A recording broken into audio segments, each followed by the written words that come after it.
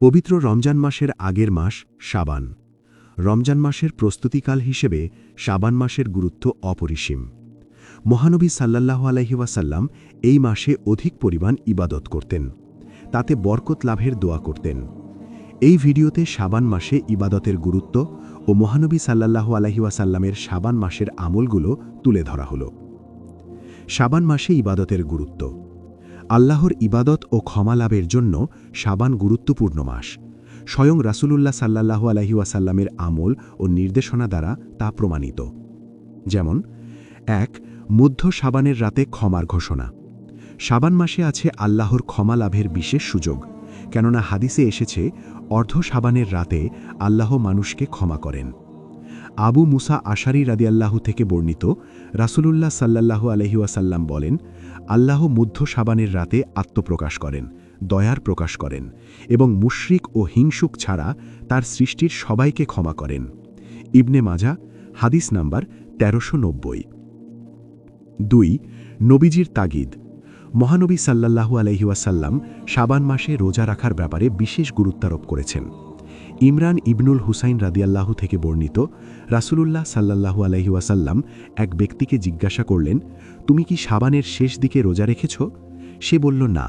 তিনি বললেন, যখন তুমি রোজা রাখনি তখন রমজানের শেষে একদিন বা দুদিন রোজা রাখবে। আবু দাউদ, হাদিস নাম্বার ২৩২৮। ফকিহ আলেমরা বলেন, এই হাদিস দ্বারা শাবান মাসের রোজার গুরুত্ব বোঝানো উদ্দেশ্য। শাবান মাসে মহানবী সাল্লাল্লাহু আলাইহি ওয়াসাল্লামের আমল, তা হল ১. উম্মতকে সতর্ক করা। মহানবী সাল্লাল্লাহু আলাইহি ওয়াসাল্লাম শাবান মাসে উম্মতকে সতর্ক করেছেন যেন তারা এ মাসের ব্যাপারে উদাসীন না থাকে এবং সময়গুলো যথাযথভাবে কাজে লাগায় আর নিজেকে মহিমান্বিত রোজার জন্য প্রস্তুত করে। ওসামা ইবনে জায়েদ রাদিয়াল্লাহু বলেন, আমি জিজ্ঞাসা করলাম, হে আল্লাহর রাসূল, আমি আপনাকে শাবান মাসে যে পরিমাণ রোজা রাখতে দেখি, রমজান ছাড়া বছরের অন্য কোনো মাসে সে পরিমাণ রোজা রাখতে দেখি না। তিনি বললেন, শাবান মাস রজব ও রমজানের মধ্যবর্তী এমন একটি মাস যে মাসের গুরুত্ব সম্পর্কে মানুষ খবর রাখে না, অথচ এ মাসে আমলনামাগুলো আল্লাহ তাআলার কাছে উত্তোলন করা হয়। তাই আমি পছন্দ করি যে আমার আমলনামা আল্লাহ তাআলার কাছে উত্তোলন করা হবে আমার রোজা পালনরত অবস্থায়। সুনানে নাসাই, হাদিস ২৩৫৭। ২. বরকতের দোয়া করা। শাবান মাসের আগের মাস তথা রজব মাস থেকে রাসূল সাল্লাল্লাহু আলাইহি ওয়াসাল্লাম আল্লাহর বরকত ও রমজান লাভের দোয়া করতেন।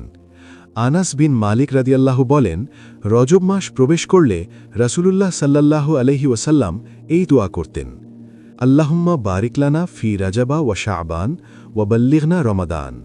অর্থ, হে আল্লাহ, আমাদেরকে রজব ও শাবান মাসে বরকত দিন এবং আমাদেরকে রমজান মাসে পৌঁছে দিন।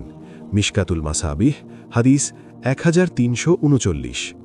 ৩. হিসাব সংরক্ষণ করা।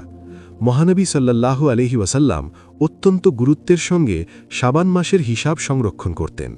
আয়েশা রাদিয়াল্লাহু বলেন, রাসূলুল্লাহ সাল্লাল্লাহু আলাইহি ওয়াসাল্লাম শাবান মাসের হিসাব যতটা গুরুত্বসহ রাখতেন, অন্য কোনো মাসের হিসাব ততটা গুরুত্ব দিয়ে রাখতেন না। অতপর তিনি রমজানের চাঁদ দেখেই রোজা রাখতেন, আর আকাশ মেঘাচ্ছন্ন থাকলে তিনি শাবান মাস ৩০ দিন পূর্ণ করতেন, এরপর রোজা রাখতেন। আবি দাউদ, হাদিস ২৩২৩। ৪. বেশি পরিমাণ রোজা রাখা। মহানবী সাল্লাল্লাহু আলাইহি ওয়াসাল্লাম রমজান মাসের পর শাবান মাসেই সবচেয়ে বেশি রোজা রাখতেন।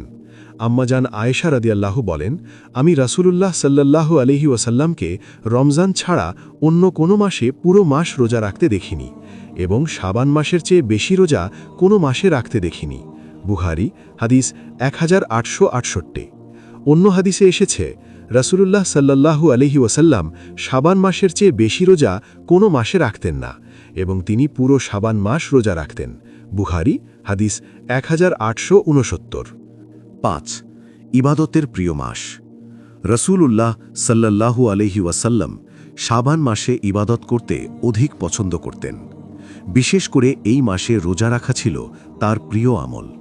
আব্দুল্লাহ ইবনে আবু কায়েস রাজিয়াল্লাহু আনহু থেকে বর্ণিত, রাসূলুল্লাহ সাল্লাল্লাহু আলাইহি ওয়াসাল্লামের কাছে মাসগুলোর মধ্যে শাবান মাসের রোজা পালন করা সর্বাধিক পছন্দনীয় ছিল।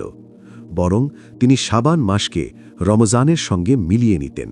নাসাই হাদিস 2350। ব্যাখ্যাকারীরা বলেন, রমজানের সঙ্গে মিলিয়ে নিতেন দ্বারা উদ্দেশ্য দোয়া, ইবাদত ও জিকিরের মাধ্যমে মিলিয়ে নেওয়া, অর্থাৎ উভয় মাসে অধিক ইবাদত করা। শাবান মাসের প্রতি যত্নশীল হওয়ার কারণ।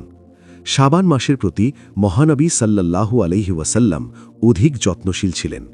আলেমরা এর কয়েকটি কারণ বর্ণনা করেন। তা হল, ১. আল্লাহর কাছে আমল নামা যাওয়া। শাবান মাসে আল্লাহর কাছে বান্দার আমল নামা পেশ করা হয়। তাই মহানবী সাল্লাল্লাহু আলাইহি ওয়াসাল্লাম নিজে আমল করার মাধ্যমে উম্মতকে এই মাসের প্রতি যত্নশীল হওয়ার পরামর্শ দিয়েছেন। যেমনটি হাদিসে এসেছে, এই মাসে আমল নামাগুলো আল্লাহ তাআলার কাছে উত্তোলিত হয়। তাই আমি পছন্দ করি যে আমার আমল নামা আল্লাহ তাআলার কাছে উত্তোলিত হবে আমার রোজা পালনরত অবস্থায়। সুনানে নাসাই হাদিস 2357। রমজানের প্রস্তুতি। হাদিসে এসেছে, রাসূলুল্লাহ সাল্লাল্লাহু আলাইহি ওয়াসাল্লাম গুরুত্বের সঙ্গে শাবান মাসের হিসাব রাখতেন, আর রমজানের চাঁদ দেখা গেলে রোজা শুরু করতেন। এর দ্বারা বোঝা যায় শাবান মাসে অধিক ইবাদতের দ্বারা উদ্দেশ্য হল নিজেকে রমজান মাসের জন্য প্রস্তুত করা। মহান আল্লাহ সবাইকে রমজানের প্রস্তুতি এবং মহিমান্বিত রমজান লাভের সৌভাগ্য দান করুন। আমিন।